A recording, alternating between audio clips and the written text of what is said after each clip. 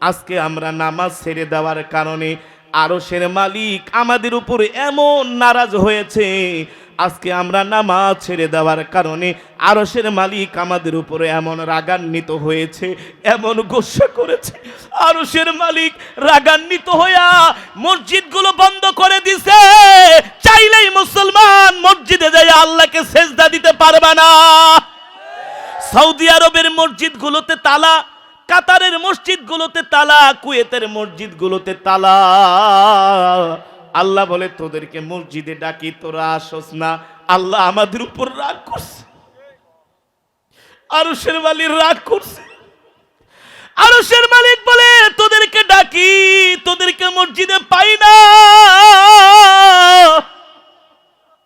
বর্তমানে সৌদি আরব, কাতার, কুয়েতের মুয়াজ্জিনেরা আজানের মধ্যে বলে আসসালাতু ফি বুয়ুতিকুম, তোমরা নামাজ পড়ো। এ মুসলমান, আপনাদের কাছে আমার প্রশ্ন, মসজিদে যে নামাজ পড়লে যেই মজা পাওয়া যায়, ঘরের মধ্যে নামাজ পড়লে সেই মজা পাওয়া যায় না। আজকে আমি আসার সময় মাগরিবের নামাজ একটা মসজিদে পড়লাম। মসজিদে ঢোকার পরে যখন সুন্নত পড়ে বের হয়ে যাচ্ছি, দিল টানছিল না বের হতে। খোদার কসম করে বলি, আল্লাহ সাক্ষী,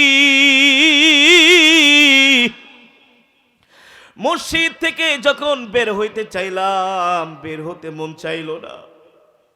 চিন্তা করলাম, মালিক আমাদের নাফরমানির কারণে কত মসজিদগুলো বন্ধ করে দেওয়া হয়েছে। আমাদের নাফরমানির কারণে মসজিদগুলো বন্ধ করে দেওয়া হয়েছে। মসজিদে ঢুকে আল্লাহকে সেজদা দিলে যেই মজা, যেই স্বাদ, দুনিয়ার কোন চিজ আসবাবের ভিতরে এত শান্তি, এত স্বাদ পাওয়া যায় না। দীর্ঘক্ষণ সময় মাগরিবের পরে আল্লাহর কদমে সেজদা দিলাম, এত মজা, এত মজা।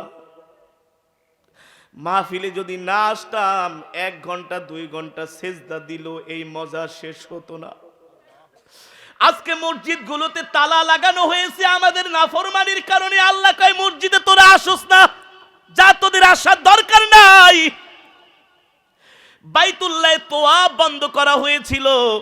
আমরা যদি আল্লাহর ঘর বাইতুল্লাহ তোয়াফ না করি, আল্লাহর কোনো ক্ষতি নাই, আল্লাহর কোনো লাভ নেই। স্যাটেলাইট ক্যামেরায় ধরা পড়েছে, মানুষের তোয়াফ বন্ধ, কিন্তু আল্লাহর সৃষ্টি আবাবিল পাখির তোয়াফ বন্ধ নাই। আল্লাহু আকবার। বাইতুল্লাহর চত্বর ধোয়া মোছার কাজ চলতেছে।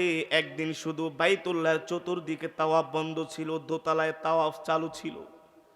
আল্লাহ তাআলার কুদরতি পাখিগুলো বাইতুল্লাহর চক্কর উপর দিয়ে চতুর্দিকে চক্কর মারতেছে, তাওয়াফ করতেছে। আল্লাহু আকবার। ও মুসলমান, আল্লাহ আমাদেরকে ইবাদত করার যে সুযোগ দিয়েছে, সেই ইবাদত করার সময়টা আমরা গুনার কাজে ব্যয় করি, আল্লাহর নাফরমানিতে আমরা ব্যয় করি। আল্লাহর হুকুমগুলো আমরা মানি না, আল্লাহর বিধানগুলো আমরা মানি না।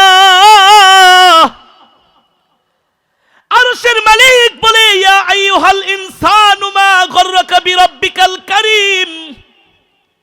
ওলামায়ে কেরাম বসা আছে, জিজ্ঞেস করেন এই আয়াতের অর্থ কি? আল্লাহ বলে, এ দুনিয়ার মানুষ, পৃথিবীর এমন কোন শক্তি তোদেরকে ধোঁকা দিল আমার আল্লাহর কাছ থেকে? এমন কোন শক্তি তোদেরকে প্রতারিত করে আমার কাছ থেকে তোদেরকে দূরে সরায় দিল? আল্লাহ বলে, আল্লাযী খলাকাকা ফাসাওয়াকা ফাআদালাক। আরে আমি আল্লাহ তোদেরকে সৃষ্টি করেছি, সুবিন্যস্ত করেছি, সুগঠিত করেছি। অন্য আয়াতে বলছেন, লাকাদ খলাকনাল ইনসানা ফি আহসানি তাকওয়িম। এ দুনিয়ার মানুষ, আমি আল্লাহই তো তোদেরকে এত সুন্দর করে বানাইছি। আল্লাহু আকবার। আমাদের বানাইছেন কে?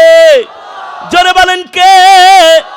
ওয়ালাকাদ কাররামনা বানি আদামা ওয়া হামালনাহুম ফিল বাররি ওয়াল বাহরি ওয়া রাযাকনাহুম মিনাত তাইয়্যিবাত। আল্লাহ বলে, আমি আল্লাহ বনি আদমদেরকে সম্মানিত করে সৃষ্টি করেছি, মর্যাদা করে সৃষ্টি করেছি। আমি আল্লাহ মর্যাদাবান করে সম্মানিত করে বনি আদমদেরকে সৃষ্টি করেছি। আল্লাহ বলে, হে নবী, আমি শুধু তাদের সম্মানিত করে সৃষ্টি কইরা এখানেই শেষ করে দেই নাই, সম্মানিত মানুষের জন্য আমি আল্লাহ সম্মানের রিজিক দান করেছি। আল্লাহু আকবার। ওয়ারাযাকনাহুম মিনাত তাইয়্যিবাত, আল্লাহ তাআলা আমাদের জন্য উত্তম রিজিকের ব্যবস্থা করেছেন, ঠিক কিনা বলেন? আল্লাহ আমাদেরকে দিয়েছেন গরুর স্তন থেকে স্বচ্ছ দুধের ব্যবস্থা করেছেন। আল্লাহু আকবার। আল্লাহ আমাদের জন্য এমন স্বচ্ছ দুধ দিয়েছেন, ওয়া ইন্না লাকুম ফিল আনআমি লাইবরা নুসকিকুম মিম্মা ফি বুতুনিহি মিন বাইনি ফারথি ওয়া দামিল লাবানান খালিসান সাইগাল লিশারিবিন। আল্লাহু আকবার। আপনারা গরু পালেন, সারাদিন গরুকে ঘাস খাওয়ান, সারা রাত গরুটাকে গরুর ঘরে বেঁধে রাখেন, সারাদিন খাওয়াইলেন ঘাস, যখন সকালবেলা হলো ওই গরুর স্তনটা আল্লাহ তাআলার কুদরতে দুধে ভরপুর করে দিলেন। আজ পর্যন্ত বলতে পারবেন না হুজুর সকালবেলা দুধের ওলান টান দিয়েছি, বান টান দিয়েছি, দুধের সাথে একটা খেরকুটার টুকরা পেয়েছি। অথচ আল্লাহ বলছেন ওয়াদামিল লাবানান খালিসান, আল্লাহ বলছেন গরুর পেটের মধ্যে আমি তোমাদের জন্য স্বচ্ছ দুধের ব্যবস্থা করেছি। ওই গরুর পেটের মধ্যে আছে গোবর, আছে প্রস্রাব, আছে রক্ত, আছে কি আছে না? কিন্তু সেই গরুর প্রস্রাব, রক্ত, গোবর থেকে আল্লাহ একেবারে রিফিয়ারিং করে পরিশুদ্ধ করে গরুর পেটের মধ্যে আল্লাহ আমাদের জন্য স্বচ্ছ দুধের ব্যবস্থা করেছেন, ঠিক কিনা বলেন? এই রিজিক দিয়েছেন কে? জোরে বলেন কে? আল্লাহ বলে, বান্দা শুধু কি গরুর দুধ আমি আল্লাহ দিয়েই শেষ করে দিয়েছি? আল্লাহ বলে না।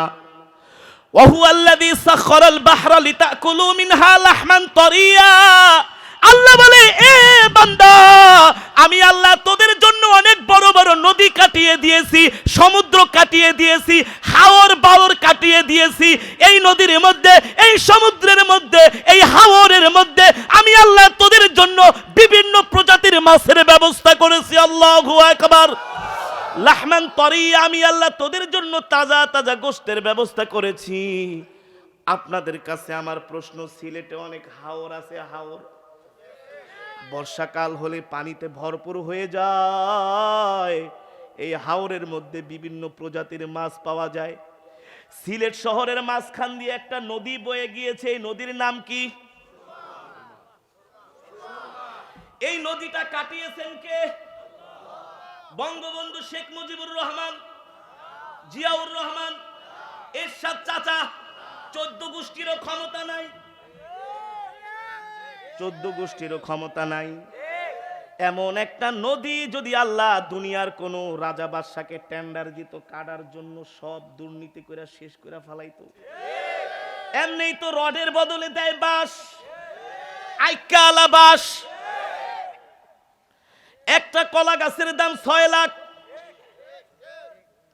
একটা নারকেল গাছের দাম 1 কোটি টাকা, একটা পর্দার দাম 37 লক্ষ টাকা। একটা ট্রেনের বাথরুম বানাইছে, সেখানে খরচ হয়েছে 73 লক্ষ টাকা। টাকা তোর বাপের গাছে ধরে নাকি? এগুলো সন্ত্রাস, রাষ্ট্রদ্রোহী, এগুলো ডাকাত ডাকাত ডাকাত। রক্ষক হয়ে বক্ষকের কাতারে শামিল হয়েছে, ঠিক কিনা বলেন? এই সমস্ত কুলাঙ্গারেরা জনগণের পয়সা আত্মসাৎ করার কারণেই আমাদের উপর গজব আসতেছে, গজব। এগুলো গরিবের হক। এ ফকিরের বাচ্চা, এগুলো তোর বাবার টাকা। এগুলো তো আমার দেশের গরিব দুঃখী মানুষেরা সৌদি আরবে যায়, মালয়েশিয়া যায়, দুবাই যায়, কাতার যায়, না খায়া না লয়া দিনের পর দিন 18 ঘন্টার ডিউটি করে বাংলাদেশে রেমিটেন্স পাঠায়। রেমিটেন্স, বিদেশের রেমিটেন্স বন্ধ হয়ে গেলে তোদের কপালে ভিক্ষা ছাড়া আর কিছুই জুটবে না, ঠিক কিনা বলেন?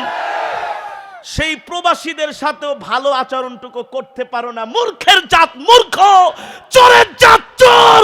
এই জন্যই তো দেশের উপর গজব আসতেছে, ঠিক কিনা বলেন?